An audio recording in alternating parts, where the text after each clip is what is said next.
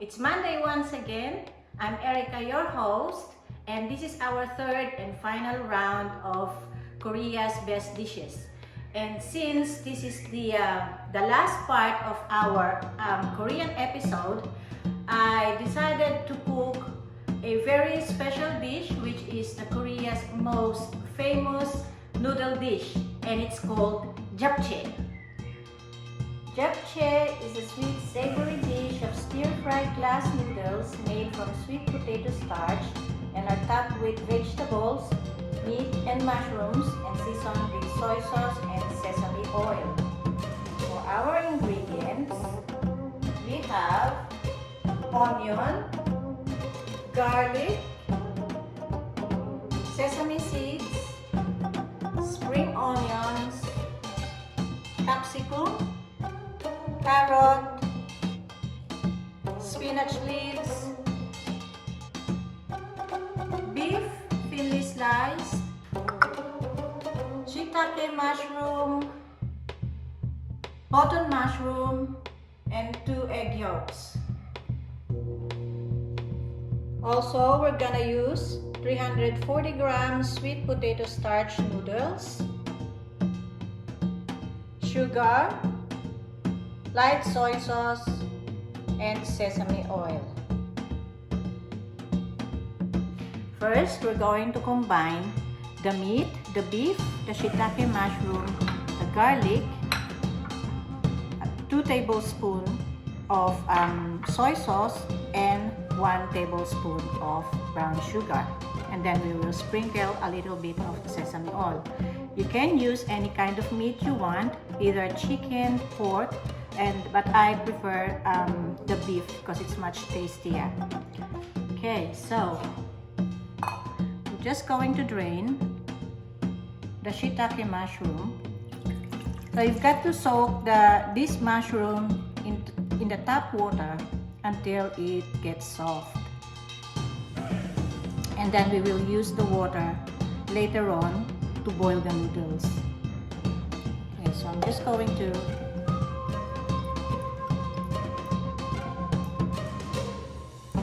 mix everything. Garlic. Make sure that you wash your hands thoroughly before you do this procedure.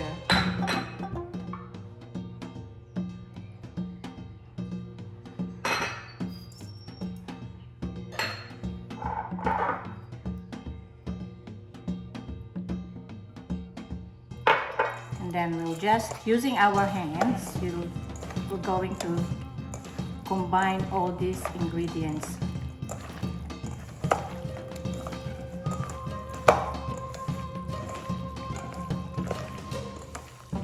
And then once it's fully combined, we'll just wrap it and set it aside.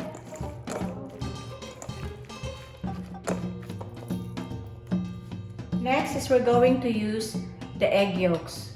We're going to whisk it and then we will fry it. So why egg yolks? Because the yellow color of the egg yolks will give a distinct color to our japchae.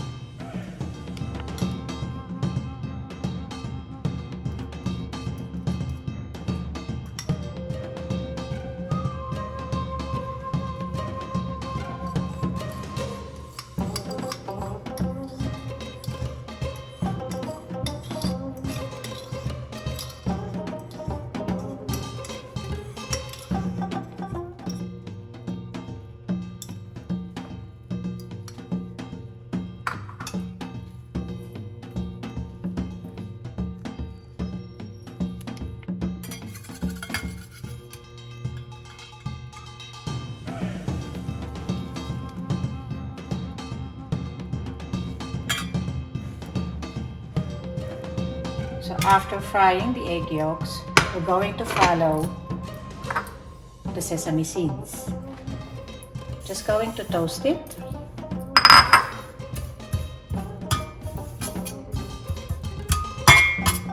Using the 7-quart Saladmaster cooking system, I'm going to boil the water here.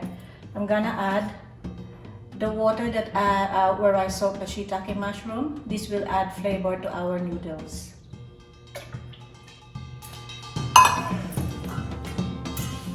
wait until it's boiling, and then we will add the noodles.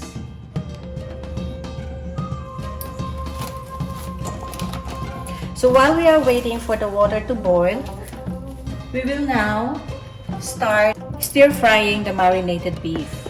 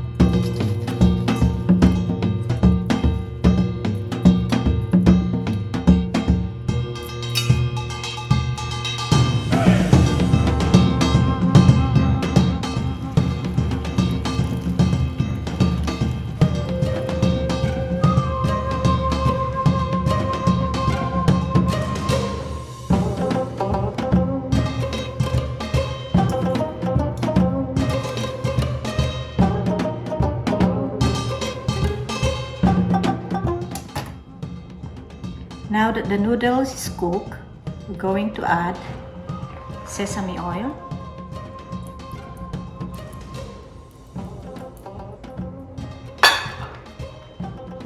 one-fourth cup sugar,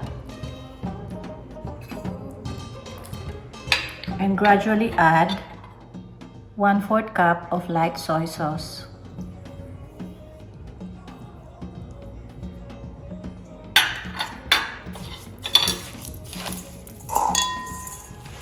Then we'll mix it well until the sugar is fully dissolved.